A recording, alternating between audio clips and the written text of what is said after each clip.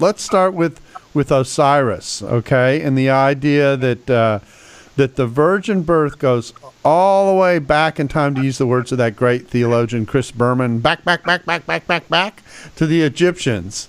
And tell us a little bit about this claim, first of all, and then let's put them head to head. Okay, so the claim that we're handling is that that many gods have virgin births, and so you can find them if you just go back and you look at all these different gods. So what I've done is I've actually gone back and looked at what is being said about Osiris. How can we make this claim that he has a virgin birth? And so the virgin birth of Osiris, what I've done is I've gone and read the various secondary sources, then went into and read Egyptian Book of the Dead and the pyramid texts where we get the story of Osiris. So, and those are, when I say I've read them, those are translations because this is coming out of hieroglyphics. Right. Yeah. So I wasn't reading hieroglyphics. Okay. But so what we find is that Osiris is actually, he's the offspring of an affair between two gods. He's an offspring of the earth god and the sky goddess, the earth god Geb and the sky goddess Nut. And in fact, the affair causes such a problem for the sky goddess and her husband that her husband denies her the days in the year to give birth to her children. She has like 7 of them, and Osiris is one of them. Isis is one of them as well. And so it ends up that another god, Thoth, has to actually play checkers with the moon. I'm not sure how this comes into relating to Jesus, but he plays checkers like a game with the moon in order to win more days of the year for the sky goddess to have her children. And so therefore she's able to have Osiris. Now, is Osiris her firstborn? And if she's got a husband, is this another man that she's having a relationship? And is this even a virgin birth?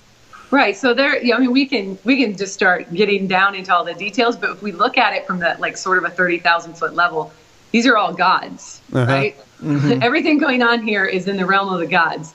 This is not a human being being born on the earth by a female who'd never had sex with a male before. There's nothing even similar to that.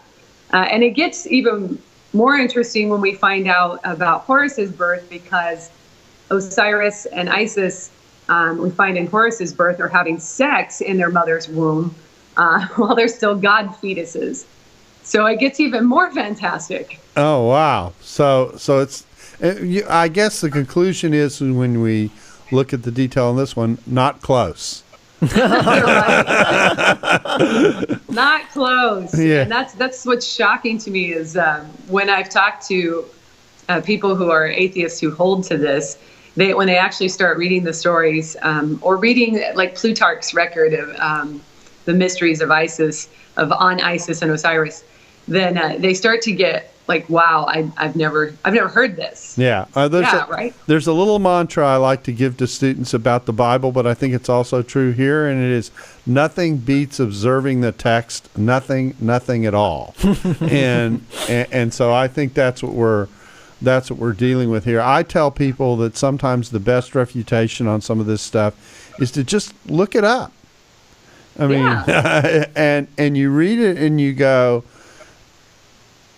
how is that comparison even begun to be made? It was because people were fishing for some kind of loose comparison. Mm-hmm.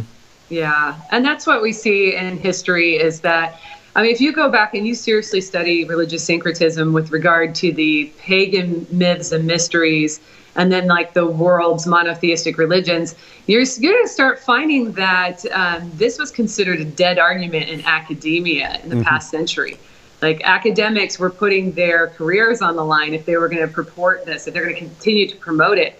And that's because it was such an egregiously made argument. It was very intellectually dishonest, where you're like putting up a list of things like we see in Zeitgeist.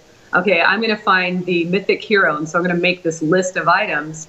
And then I'm going to go find that in every religion, in every belief system that has ever been.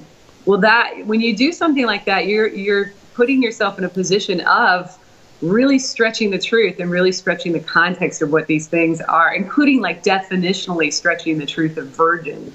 Yeah. When Chris Forbes talks about this, he says, these are parallel. This is the story of Jesus because it is the story of Jesus. It's just not the story of the God that is being that's said to be in parallel.